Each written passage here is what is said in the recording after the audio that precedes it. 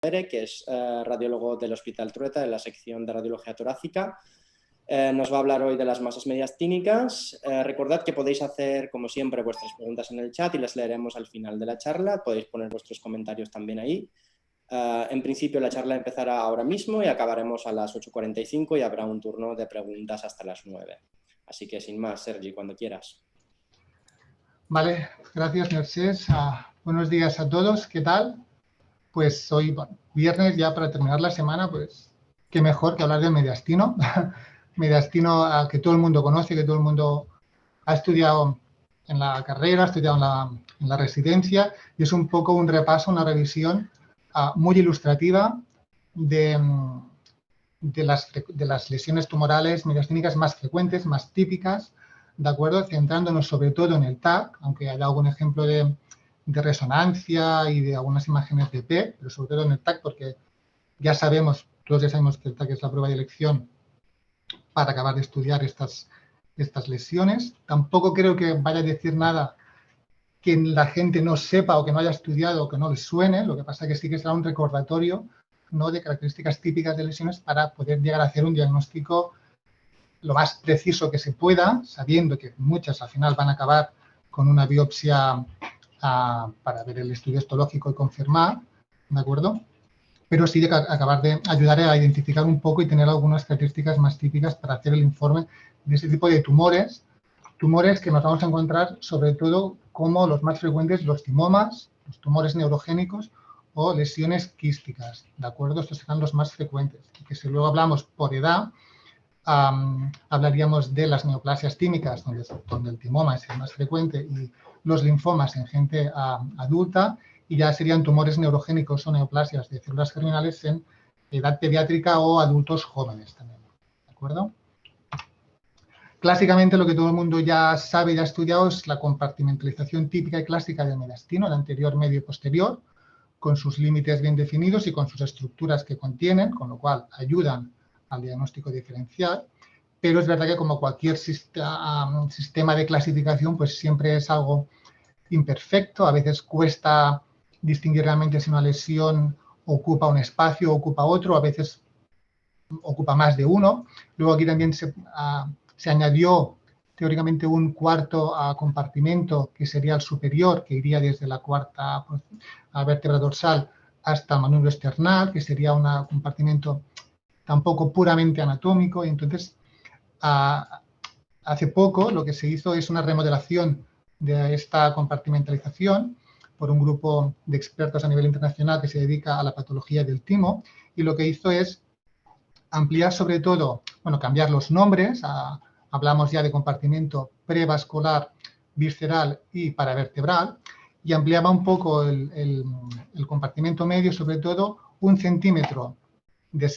por detrás del margen anterior de la vértebra, incluyendo en este compartimento ya todo lo que sería la patología esofágica y prevertebral, y luego tendríamos el compartimento previamente posterior paravertebral, que iría desde esta línea imaginaria hasta las apófisis transversas, incluyendo toda la patología paravertebral y que incluiría los agujeros de conjunción, ¿de acuerdo? Entonces, lo importante, lo que un poquito antes de la sesión se ha dicho, al final es hablar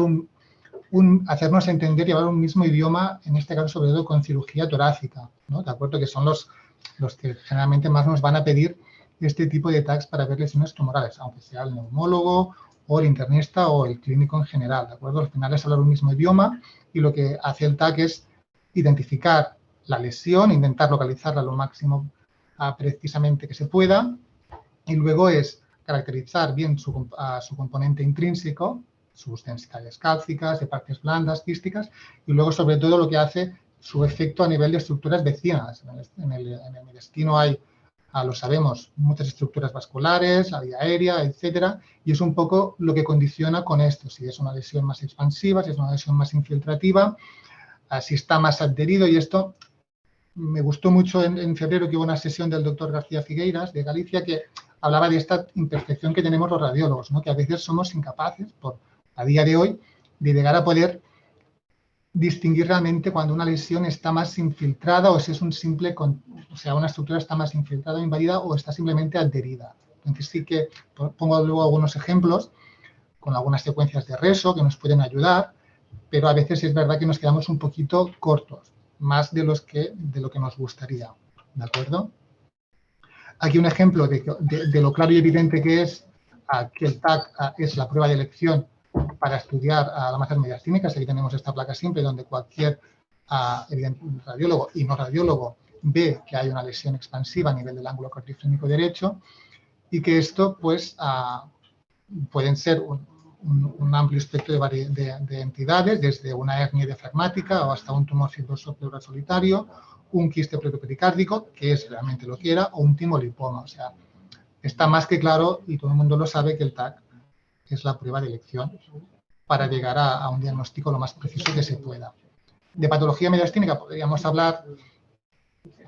hasta mañana, ¿no? De todo tipo de lesiones, no es la idea, evidentemente. Hablaremos de las más típicas, no hablaremos de la patología esofágica ni de la afectación adenopática, que en el fondo la adenopatía es la tumoración, probablemente como tal, más frecuente del mediastino, ni patología de la vía aérea, etc. Haremos un poquito, un resumen que será un poquito difícil porque hay mucha tipo de patología, pero haremos la más frecuente, ¿de acuerdo? Y empezando un poco por la clasificación que haremos por los diferentes tipos de componente intralesional de las lesiones de las lipídicas, las que contienen grasa, que teóricamente será un grupo teóricamente fácilmente identificable por TAC, por su baja atenuación en el TAC, o en el caso de que hiciéramos resonancia por la secuencia T1 o un FAT-SAT. Son lesiones poco frecuentes, eso sí, pero que realmente son lesiones benignas, muy expansivas, pero generalmente encapsuladas, que afectan habitualmente el mediastino anterior, aunque como es este caso, puede afectar también el espacio visceral, que pueden contener un poco, como en este caso, algún pequeño tracto fibroso muy finito, ¿de acuerdo? Pero que son generalmente asintomáticas y son incidentalomas, ¿de acuerdo? Otro ejemplo, también aquí una lesión de lipoma, en el caso de la ventana ortopulmonar, sin más, sin efecto masa, como hallazgo casual en un TAC, pues seguramente hecho por cualquier otro tipo de motivo, del cual luego no hay que hacer nada más, ¿de acuerdo? Luego también tenemos el timolipoma, que ya son lesiones mucho más grandes, mucho más expansivas, benignas, que generalmente afectan a gente joven, son muy grandes, pero sí que es verdad que la gran mayoría son asintomáticas, que tradicionalmente afectan el ángulo cardiofrénico derecho, pero siempre con esta extensión a lo que sería el espacio propio donde se ocuparía el timo, ¿de acuerdo? Y esa es la típica lesión que con la placa siempre se puede confundir con una hernia diafragmática, ¿de acuerdo? Pero simplemente saber que existen, son poco frecuentes y que en este caso sí que a veces tampoco es este caso el más típico porque el componente sólido y los tractos fibrosos a veces pueden ser un poquito más evidentes que en este. Y luego tendríamos la versión maligna, lo que es el liposarcoma, donde ya aparte del componente lipídico tenemos un componente de partes blandas muy evidente, ya muy irregular, muy nodular, ya nos indica que aquí ya no solo no es una lesión puramente lipídica y hay un gran efecto masa, incluso con infiltración de las estructuras vecinas, como es esta gran desviación de la columna aérea o puede ser incluso el esófago, los grandes vasos. Ya son gente que viene con una clínica, vienen ya en el momento del diagnóstico con una clínica de compresión, ya son pacientes sintomáticos. Este es el único caso de toda la sesión que no es nuestro, este es de la literatura, lo he cogido de la literatura porque justamente el que tenemos nuestro es este caso, que fue un caso un poco, bueno, un caso un poco desgraciado, de un paciente joven que debuta con esta masa mediastínica, con una clínica muy significativa de disfagia, de compresión de la vía aérea. Vemos una lesión que infiltra pues, todo lo que sería, en este caso aquí vemos cómo ya afecta la aurícula izquierda, desplaza todas las estructuras mediastínicas. Y aquí sí que es verdad que nosotros no fuimos capaces, o sea, sí que dijimos que esto era una lesión claramente agresiva, que solamente correspondría a un componente sarcomatoideo, a lo mejor de alguna lesión preexistente, pero al final sí que la histología por autopsia, porque el paciente fue fue exitosa a los pocos días de que fue un liposarcoma muy desdiferenciado, con lo cual había el componente lipídico, era minoritario, con lo cual nosotros casi que fuimos incapaces en ese momento de poder diagnosticarlo, ¿de acuerdo? Al igual que los liposarcomas a nivel retroperitoneal, ¿no? Pueden estar muy, muy desdiferenciados y donde el componente lipídico puede ser minoritario, ¿de acuerdo?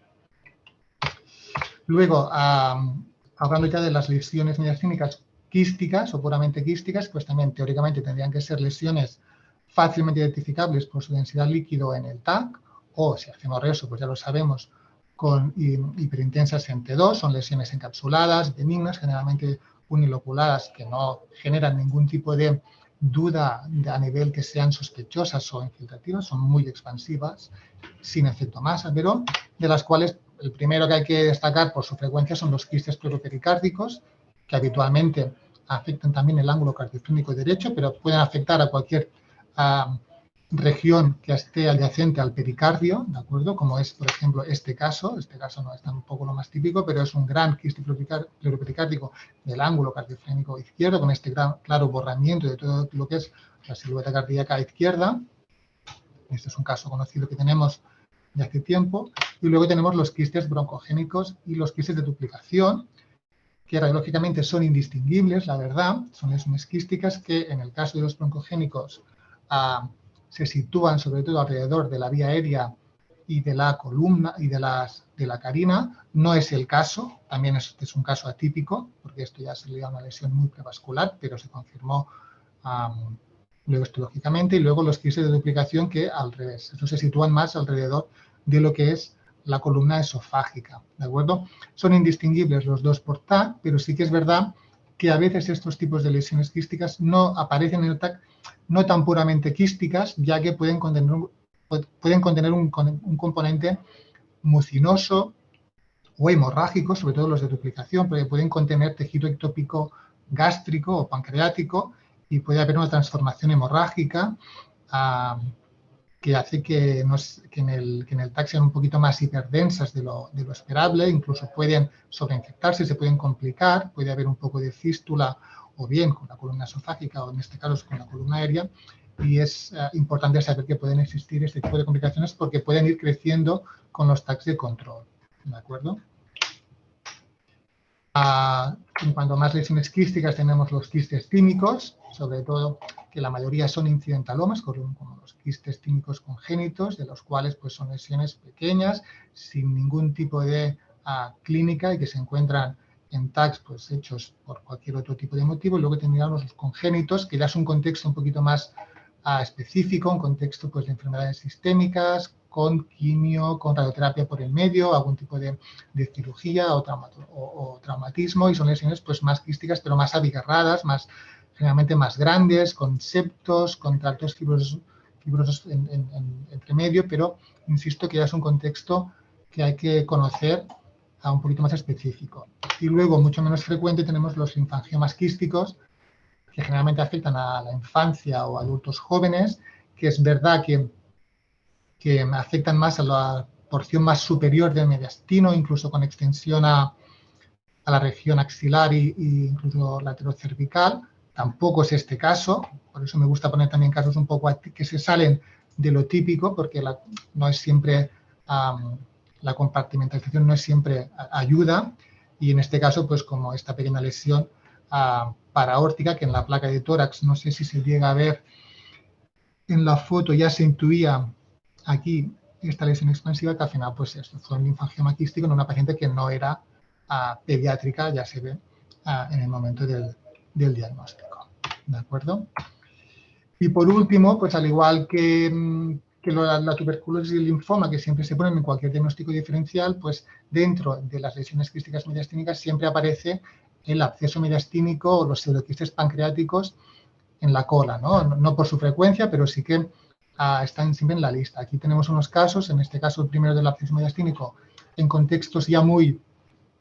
concretos, sobre todo pues, o por cirugías previas o en este caso por un proceso infeccioso a nivel amigdalar, que tuvo una mediastinitis descendente necrotizante, y aquí vemos estas lesiones abscesificadas paraórticas que seguían su recorrido desde a nivel de otorrino hasta incluso el retroperitoneo,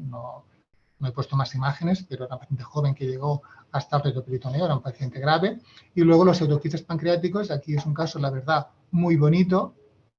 donde se ve el pseudoquiste aquí a nivel abdominal y con su trayecto ascendente a través del hiato esofágico hasta la región casi subcarinal. La verdad que este caso pues, es un caso antiguo, pero la verdad es que es muy bonito y muy ilustrativo. ¿De acuerdo? Y luego ya por último las lesiones con un componente sólido a nivel mediastínico, donde el primero que hay que hablar es del bocio multinodular, que realmente son lesiones fácilmente identificables con su continuación con los lóbulos, con la glándula tiroidea, con su extensión endotorácica, que puede llegar a ser incluso retrotraqueal y llegar hasta incluso a veces a la carina. Lesiones pues, que comparten la misma similitud a nivel densitométrica que la glándula pancreática, son lesiones que realzan, que tienen calcios, a veces de manera muy grosera, con sus componentes quísticos necróticos. Aunque hagamos un TAC basal, siempre veremos que comparten esa similitud a partir de la continuación con la glándula tiroides y este componente más hiperdenso que es la glándula tiroidea. Pero cuando, eso es lo más típico, pero a veces, muy esporádicamente, a veces podemos encontrar, como este caso que tenemos ya antiguo también, que no hay esta conexión con la glándula tiroidea, que hablaríamos entonces de un bocio ectópico, ¿de acuerdo? Es muy poco frecuente, la verdad, pero este es un caso que tenemos guardado con mucho aprecio porque no es nada frecuente. Y luego si vemos ya una afectación claramente tumoral invasiva, pues ya hablaríamos de un carcinoma de tiroides como tal, con invasión endotorácica. ¿De acuerdo? Luego la hiperplasia tímica, ya para entrar en tema de patología propiamente del timo. El timo es verdad que a veces pues a más de uno le puede generar dudas a la hora de identificarlo y más que nada a la hora de saber si hay que informarlo, no hay que informarlo, hay que pedir controles, hay que pedir algún tipo de otro de prueba. El timo sabemos que a partir de los 30 hasta los 40 ya se empieza a involucionar, a los 40 ya debería estar involucionado y vemos esta persistencia de tejido tímico siempre en esta misma localización típica a nivel del callado y del tronco de la arteria del tronco pulmonar, que generalmente siempre adopta esta morfología triangular, esto es lo más típico, hasta la línea de unión anterior pulmonar, que puede ser más nodular, como en este caso, que a veces es la que nos da problemas, ¿de acuerdo? Problemas a la hora de saber distinguirlo. El secreto, sobre todo, el punto importante es llegar a diagnosticar a identificar si hay un componente lipídico intralesional. ¿De acuerdo? Aquí vemos diferentes tipos de hiperplasia, sea por resonancia, en un TAC-AR, en un TAC con contraste, en un TAC simple. Nos lo podemos encontrar, a veces más de lo habitual, pero lo importante es identificar este tipo de componente lipídico intralesional y quedarnos más tranquilos de que esto realmente es una hiperplasia tímica y no es otra cosa, en este caso el timoma, que es el diagnóstico diferencial sobre todo. Dos puntos importantes cuando hablamos de la hiperplasia tímica, y es el fenómeno de lo que sería la hiperplasia tímica de rebote, para traducirlo de alguna manera, que sería este contexto muy concreto de pacientes oncológicos, la gran mayoría, pero que también pueden ser pacientes con enfermedad sistémica que llevan cortis de larga evolución o quemaduras, con un periodo de estrés importante de enfermedad, donde vemos una reacción, un aumento que se dice que es del 50% habitualmente de lo que sería el tejido tímico, que luego se va a resolver, ¿de acuerdo?, a nivel con el tiempo. Entonces es importante en estos casos conocer bien el contexto, en la formación, en el curso clínico, de qué estamos hablando, sobre todo para no erróneamente diagnosticarlo o en el caso de que sean pacientes oncológicos, de una progresión o adenopática o de una aparición de alguna lesión que hay que estudiar, simplemente conocer que esto existe. Tampoco hay que pedir más pruebas, no hay que pedir ni un PET, ni una resonancia, perdón, si se tiene claro que corresponde a tejido tímico y que el contexto es muy concreto, ¿de acuerdo? Conocerlo y saber apreciarlo, ¿de acuerdo? Y luego tenemos el otro concepto, que es que cuando tenemos dudas, bien porque este crecimiento de este resto de tejido tímico adopta una morfología a veces más asimétrica, más nodular, y donde no queda claro, a veces no llegamos a distinguir realmente en el TAC si puede haber o no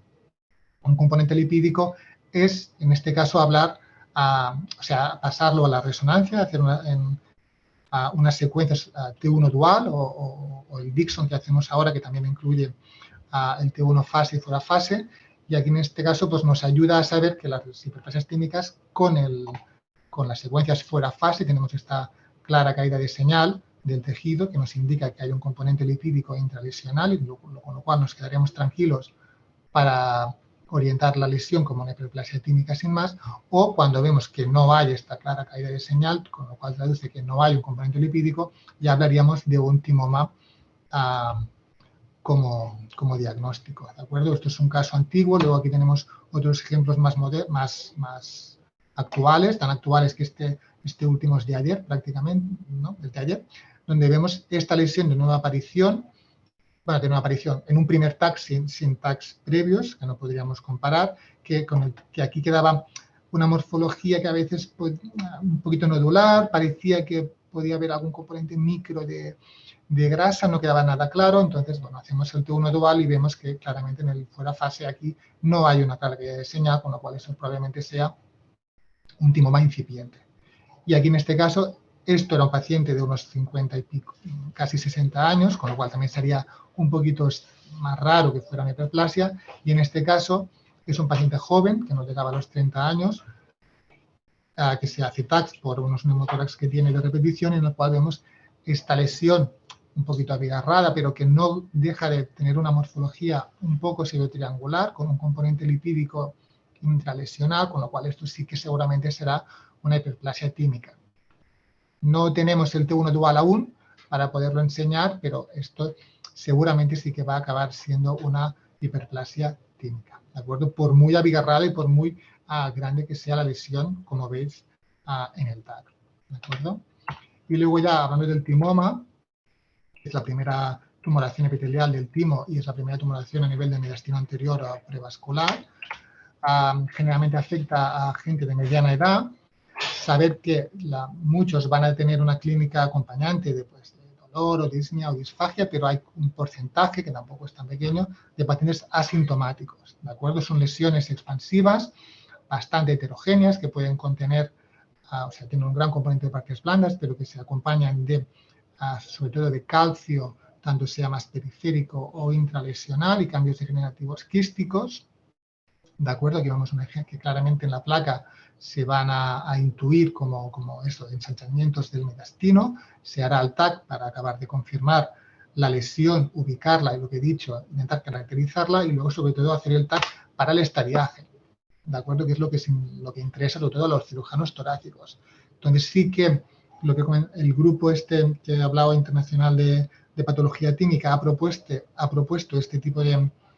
estadiaje, la verdad, pero la verdad es que yo creo que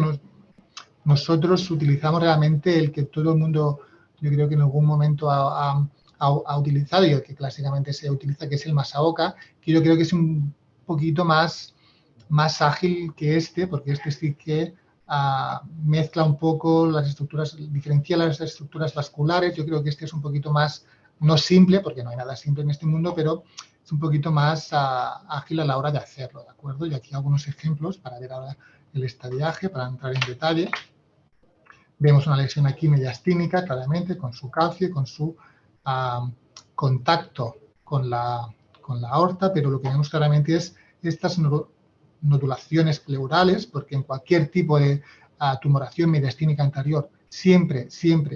hay que ver la pleura, toda la pleura en toda su extensión, para poder llegar a identificar si es que se ven estas nodulaciones y para orientar ya el caso más a timoma, y en este caso ya hablaríamos de un estadio 4A. Cuando hay una diseminación pleural o pericárdica hablamos de estadio 4A. Si solo hubiera, como en este caso, afectación pulmonar, que vemos aquí esta superficie más irregular, que parece que a lo mejor haya una invasión en el parénquima pulmonar, hablaríamos de estadio 3, ¿de acuerdo? Pero cuando tenemos la pleura muy sospechosa, hablaríamos de 4A. En este caso, otro 4A, igual, es la mediastínica anterior, con este nódulo pleural, que en el PET, ya ves que es un caso antiguo, pues capta en el PET y aquí ya se confirma pues que también estamos delante del mismo estadiaje de 4A. Y este pues al revés, Esto es una gran tumoración mediastínica, este es más reciente, ya lo veis, con esta lesión en el PET, con esta necrosis central, pero que aquí sí que en la pleura queda libre, y aquí en este corte sagital, en esta reconstrucción multiplanar sagital, vemos como hay un claro plano de clivaje graso con todas las estructuras vasculares adyacentes, incluso con el pericardio, con lo cual aquí hablamos de un estadio 2, ¿de acuerdo? Ya mucho mejor de cara al pronóstico, ¿de acuerdo? Y siempre pensar y tener en cuenta pues, que la cirugía es el tratamiento de elección para este tipo de lesiones, el factor pronóstico lo da la cirugía, pero saber que aunque puede haber pasado mucho tiempo, siempre en estos controles pensar que a veces pueden aparecer recidivas a largo plazo, ¿de acuerdo? Y saberlas identificar, como en este caso. Si vemos lo mismo, vemos una tumoración mediastínica, pero claramente con unas características muy agresivas, como es este caso, con gran afectación de la pared torácica, que se come parte de la unión condrocostal, con adenopatías asociadas con este derrame pleural, incluso, pericárdico y pleural, aquí hablaríamos probablemente ya de un carcinoma tímico, que generalmente más de la mitad ya se diagnostican en unas fases ya muy diseminadas, ¿de acuerdo? Otro ejemplo, en este caso, debutando con una resonancia cardíaca por una disfunción ventricular que estaba en estudio. Lo que vemos es aquí en aquí en los ejes cortos del, perdón por el vídeo, yo creo que se va viendo, esta gran masa mediastínica que ocupa todo este espacio prevascular con, no sé si se me ve mucho, otra vez, con afectación seguramente del pericardio, ¿de acuerdo? Y que ya aquí tenemos un postcontraste donde vemos una gran zona necrótica central, afectación del pericardio, y que ya en el resto de secuencias del protocolo de cardio que se utilizó ya se veían lesiones nodulares, incluso alguno que parecía pulmonar, con lo cual orientaba a que esto sería un timoma muy agresivo, pero si esto fuera pleural, se acabó de hacer el TAC para confirmar realmente si esto, la naturaleza de estas lesiones, se confirmó que sí, que había lesiones pleurales, pero también pulmonares, con lo cual esto se acabó pinchando y también fue un carcinoma tímico, ¿de acuerdo? Pero es verdad que a veces tenemos carcinomas tímicos pues no tan diseminados de entrada, no tan claros, para decirlo de alguna manera, como es este caso de una lesión tumoral mediastínica anterior que sí que contactaba con el callado aórtico. Esto es por la biopsia que hicimos nosotros, esto es un poco del hematoma, no, la lesión era probablemente esto, con un PET hipercaptante claramente tumoral, aquí tenemos un T2, y a veces aquí lo que nos interesaba, porque la sospecha era de timoma más que de carcinoma tímico, era ver si realmente había afectación del callado aórtico y del tronco pulmonar más abajo, y aquí a veces pues, nos ayudaba ya no solo a hacer un estudio angiográfico, sino en este caso lo que hicimos fue en la resonancia unos dinámicos aquí en este corte coronal, donde vemos a veces incluso mejor el movimiento, más que hacer un angio para ver realmente el contacto que puede tener la lesión con la estructura vascular que nos interesa. Aquí en este caso lo que queríamos ver era si el movimiento en este caso era mejor para nosotros para poder diferenciar si había contacto o no. Y aquí lo que se ve es cómo la lesión que la tenemos aquí en algún punto llega a separarse de lo que es el tronco pulmonar, con lo cual aquí sí que podríamos decir que no había infiltración del tronco, cosa que no quedaba tan claro a nivel del callado aórtico, que lo tenemos aquí, sí que aquí había probablemente un poco de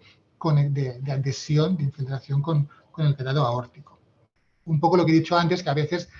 tenemos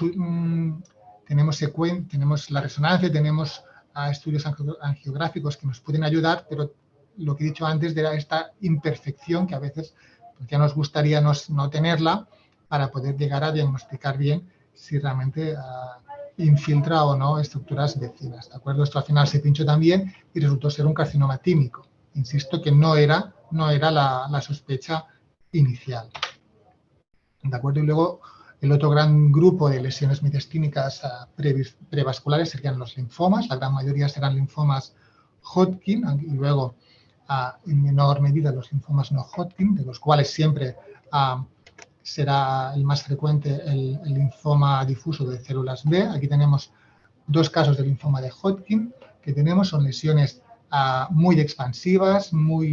generalmente bastante homogéneas, los linfomas de Hodgkin, con su componente poliadenopático asociado, con su típica incidencia bimodal en cuanto a los pacientes, que generalmente presentan síntomas constitucionales, de fiebre, de pérdida de peso, y que también van a acabar pinchándose y al final pues comparten muchas similitudes, lo que he dicho, pero aquí vemos que generalmente tienen este comportamiento de crecimiento afectando envolviendo del todo las estructuras vasculares y más que desplazándolas, sino sobre todo envolviéndolas del todo. Luego teníamos dentro de los linfomas de Hodgkin, que he dicho que los linfomas los más frecuentes son los difusos de células B. Aquí tenemos, ya son lesiones no tan homogéneas, son lesiones más heterogéneas, con un componente degenerativo central necrótico a veces que puede ser muy importante, como es en este caso y este caso, y son lesiones con un gran efecto masa. Aquí vemos cómo desplaza claramente todo lo que es los troncos supraórticos, en la carina, todo lo que sería el corazón, que veríamos más abajo, y son lesiones aparentemente muy agresivas, ¿no? Incluso en este que tenemos el PET, cómo afecta incluso la pared torácica, rompe un poco el arco anterior de esta costilla con una pequeña adenopatía supraclavicular, y en estos casos, pues como en todos, pues también acabamos pinchando. En este caso lo pinchamos por ecografía siempre que se pueda. Pues aquí vemos bajo control directo con la ecografía, controlando pues grandes vasos, en este caso la aorta, pues hacemos los trucuts. En el caso de los linfomas generalmente hacemos más de uno, porque sabemos que pues cuesta a nivel histológico a veces diferenciar el tipo y el subtipo de linfoma. El lunes ya vimos al doctor Iván Vollmer hablar de los tipos de biopsias torácicas, pues también un poquito otro ejemplo de cómo también lo hacemos por eco siempre que se pueda, ¿de acuerdo? Yo creo que es un poquito más ágil que hacerlo por el TAC. El paciente yo creo que un poco también lo agradece un poco más, y siempre que se pueda, pues acabar pinchando, ¿de acuerdo? Otro ejemplo también del linfoma no Hodgkin de células difusas de células B, y para hablar de este aspecto tan agresivo que pueden llegar a tener este tipo de linfomas. Aquí es un paciente que también debutó con una resonancia como estudio inicial, donde se veía esta gran masa infiltrativa, sobre todo que afectaba también el surco auriculoventricular derecho, y donde de entrada se pensaba o se pensó que a lo mejor sería un linfoma primario a nivel cardíaco, donde se veía una gran invasión intraluminal de las cavidades derechas y del tronco pulmonar, con un componente adenopático asociado a nivel del ángulo cardiofrénico derecho, y con invasión, aquí veríamos la coronaria derecha, aquí totalmente rodeada por la lesión, y que, pues lo mismo que antes, también se acabó pinchando. Pinchamos este componente adenopático. Uy, aquí la flecha, perdonadme, está mal. Que es esta traducción por ecografía, y al final esto pues, resultó ser un linfoma de Hodgkin. Y aquí vemos la espectacular respuesta pocos meses después, realmente, de la lesión, donde solo queda esta persistencia de este foco con esta fusión, ¿de acuerdo?, del ventrículo derecho mínima residual de todo lo que tenía. A veces nos sorprende realmente con estas clínicas que ya se presentan en los pacientes, con este aspecto tan heterogéneo, la respuesta que pueden llegar a tener este tipo de linfomas. Para ir acabando, los tumores germinales, que también son importantes a nivel de mediastino anterior, y del cual el primero es el teratoma quístico benigno, que es el más frecuente. Clásicamente lo sabemos que son lesiones que comparten pues, componente quístico, calcio y de partes blandas, aunque no siempre, aquí vemos la gran variabilidad, que no siempre se presentan con esta triada, y que al igual que no siempre van a afectar el mediastino anterior, porque tenemos este porcentaje pequeño, pues también tenemos lesiones de teratomas quísticos que a veces pueden ser básicamente puramente quísticas, ¿de acuerdo?, con un mínimo componente sólido o pequeño engrosamiento mural, y que van a llegar a ser teratomas quísticos.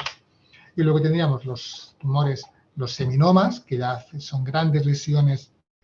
muy expansivas, que pueden ser también muy heterogéneas, que pueden ser muy similares a los linfomas, ¿de acuerdo?, pero que afectan generalmente a gente joven y que ya pueden ya pueden debutar con metástasis a distancia, que también evidentemente hay que acabar pinchándolas, ¿de acuerdo? Y luego Fuera de estos dos grupos tenemos pues, ya los tumores no seminomatosos, que esto ya es un contexto clínico ya bastante concreto, bastante específico. Son gente joven que se presentan ya con una clínica compresiva, con una clínica ya muy significativa y generalmente ya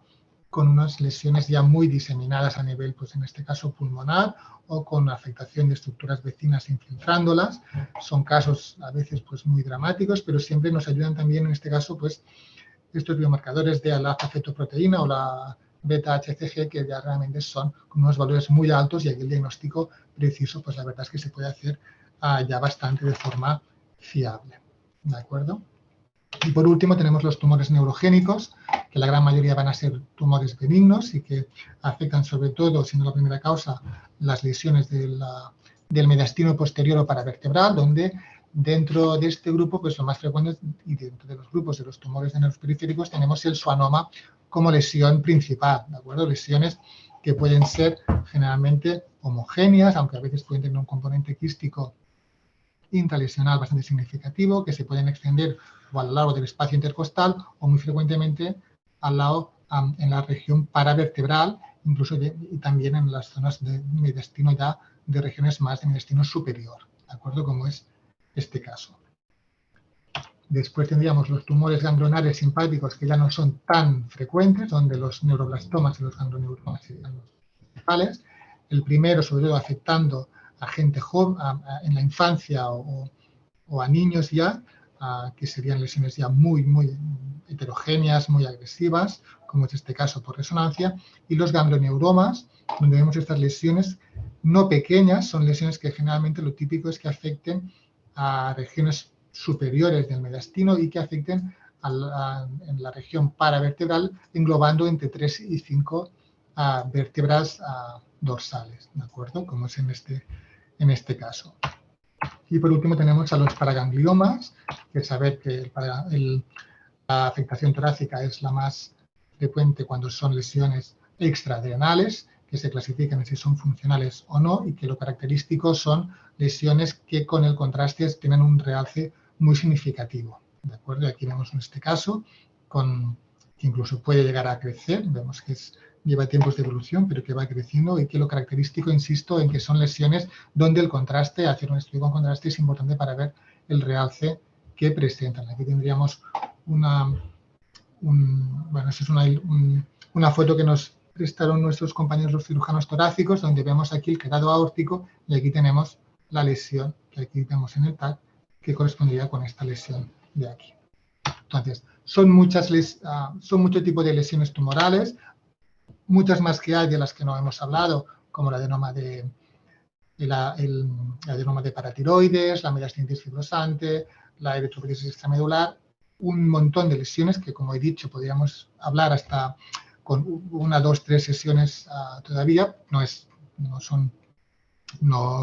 el caso, pero ahí tenemos unas tablas, no sé si se ven muy bien, pero que resumen tanto con las características del TAC y de la resonancia de todo este tipo de lesiones, que la verdad es que lo recomiendo, sobre todo para facilitar un poco a veces el enfoque de estas lesiones con el TAC. Pero sobre todo, 4 conceptos para acabar importantes, que son que cualquier tipo de lesión quística que nos encontremos en el mediastino que contenga un pequeño engrosamiento mural, un pequeño tabique fibroso un poco nodular o que te pueda realzar, pues siempre pensar que pueden ser un quiste tumoral, puede ser, o sea, no será un quiste congénito y puede ser pues, desde un teratoma quístico a un timoma quístico, etcétera. Siempre tenerlo en cuenta. Luego que los timomas, que son los tumores más frecuentes a nivel de mediastino prevascular, generalmente nunca se acompañan de adenopatías ni de derrames pleurales ni tampoco de metástasis, esto es muy poco habitual, y que cuando tenemos una lesión tumoral que contiene adenopatías, tiene derrame pleural y tiene metástasis, tenemos que hablar de carcinomas, nos orienta a carcinomas tímicos y a tumores de células germinales, y que cuando no aparecen las metástasis, pero tenemos estos derrames pleurales y pericárdicos y este componente tan heterogéneo y adenopatías, tenemos que hablar de linfomas, sobre todo. ¿De acuerdo? Aquí un poco la referencia para la gente que le interese, pero sobre todo, y aquí acabo, hablar de este grupo de de artículos que han salido ahora en el Radiology Clinicals of North America, que es muy reciente, que es del mes pasado, que son un grupo de artículos que están súper bien, que hablan de toda la patología mediastínica, tanto tumoral como no tumoral, también hablan de la resonancia, hablan también del tema del intervencionismo, que son realmente altamente muy recomendables para todos, para resis y para no resis, que se pueden conseguir a través de la SERAM, sin hacer ninguna cosa rara, y que realmente son muy, muy, muy recomendables. Y hasta aquí la sesión, espero que no haya sido muy espesa, pero gracias por vuestra atención y ya está. Muchas gracias, Sergi. Ha sido realmente muy ilustrativa y ha sido una excelente sesión. Nos hemos pasado un poco de tiempo, pero era muy interesante. Me imagino, perdón. No te he querido interrumpir porque me pareció mejor escucharla hasta el final que hacer simplemente preguntas. Tenemos un par de preguntas, no tenemos muchas tampoco. Entonces, la primera es, nos dice, ¿podemos hablar también de radiomica en los tumores mediastínicos con valoración de biomarcadores de imagen por TC, RM, PET que podemos cuantificar y que ayuden al diagnóstico, planificación de tratamiento y análisis de respuesta al tratamiento? Pues la verdad es que en cuanto a biomarcadores en tumores mediastínicos, lo desconozco, la verdad. Sí que hay contextos clínicos muy claros, como son los tumores germinales, que la edad nos ayuda, y la clínica, sobre todo en el caso de los no seminомatosos, pues tenemos claro que cuando vemos estas clínicas de estos pacientes con esas analíticas, pues sí que tenemos claro que pueden ser tumores no seminomatosos, pero la verdad es que desconozco si en cuanto a marcadores, la verdad tendría que mirármelo, nos pueden ayudar. La siguiente pregunta, muchas gracias por la respuesta, Sergi, es ¿qué tipo de procedimientos intervencionistas guiados por TC podemos realizar para el tratamiento de la patología mediastínica? Guiados por TC y guiados por ECO. La verdad es que sabemos que muchas de estas tumoraciones mediastínicas comparten muchísimas similitudes. A veces es imposible precisar si es un linfoma o a veces es un tumor, etcétera. Y aquí sí que la parte de intervencionismo es importante de cara al radiólogo. Al final se pueden hacer biopsias por TAC, se pueden hacer biopsias por ECO. Esto depende un poco del centro donde uno esté, de si uno está más acostumbrado a pinchar por TAC o por ECO. La verdad es que son dos técnicas totalmente seguras, con unos rendimientos que la verdad con nuestra práctica sirven, dan resultado.